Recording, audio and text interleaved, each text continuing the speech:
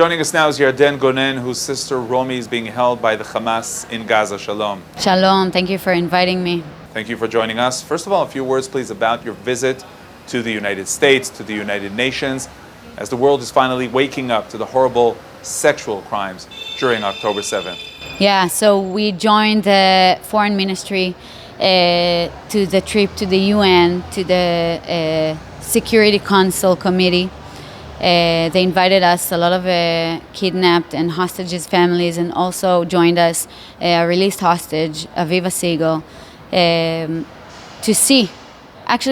see what they are going to talk about after the sexual abuse report that was published by the UN itself, by Pramila Patten, that came to Israel by cooperation with the headquarters of the hostage families, interviewed here the hostage families and the released ones about the sexual abuse that occurred on October 7th and in captivity, and the risks for the hostages that remain in captivity.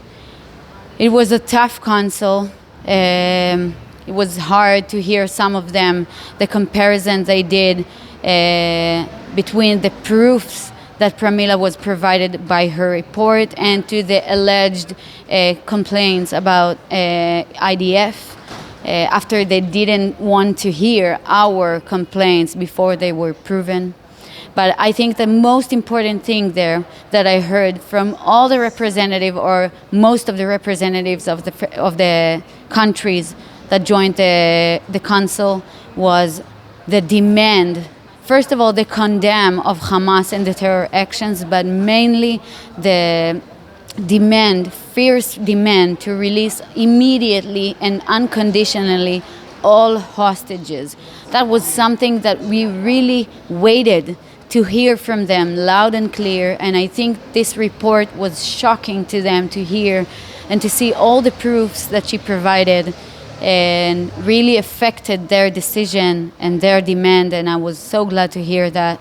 Especially the most advocated one was the representative of United States, that I really don't have enough words to thank her. I met her 2 weeks ago in a delegation that I went, and she's an amazing person, she's an amazing representative, and she is speaking for the free world and for humanity.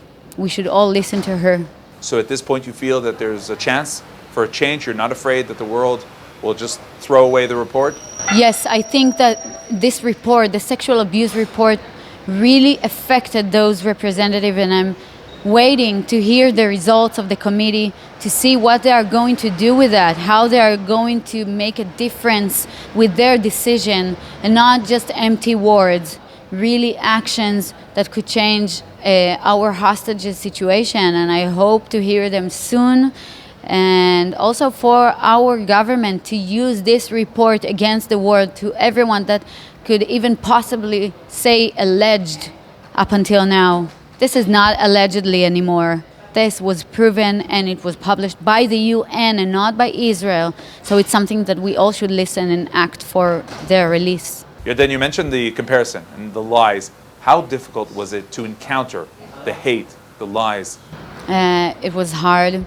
I'm not gonna lie. It was hard to hear and to see that they didn't want to listen when we had complaints about sexual abuse, and up until we had proof, they didn't want to listen. But now so quickly they are comparing the proofs that Pramila Patten was published to the alleged complaints about the Israeli soldiers by the Palestinians.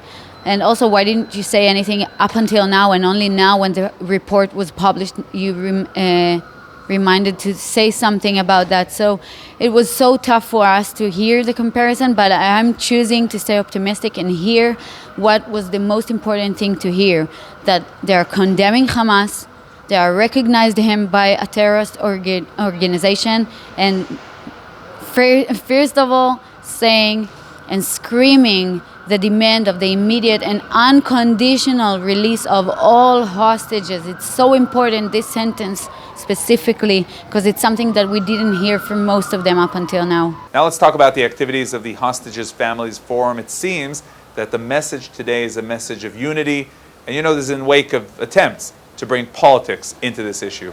I first of all think that it's great that it's showing now outside, but I must say it's from day one.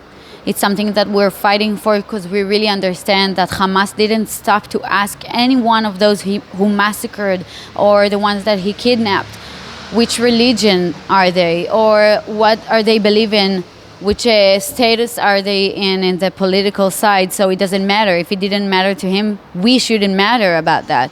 So we're trying to, it's like a mini Israel here and the families of the hostages. You can see all kinds of families from all kinds of religions, ideologies, political beliefs.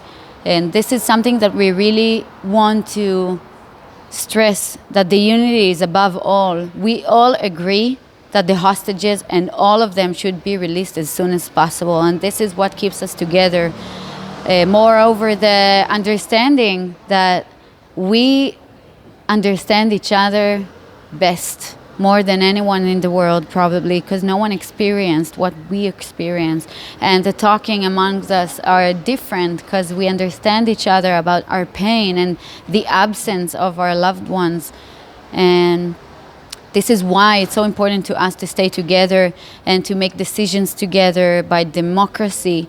And if someone wants to act in a way that the family hostages forum don't agree in democracy, it's okay. He can just act on his own on behalf of his family or her family. And we also agree that that's okay. It's important that each and every one of us could have the opportunity to express what he feels. And the festival of Purim will be marked in a bit more than a week.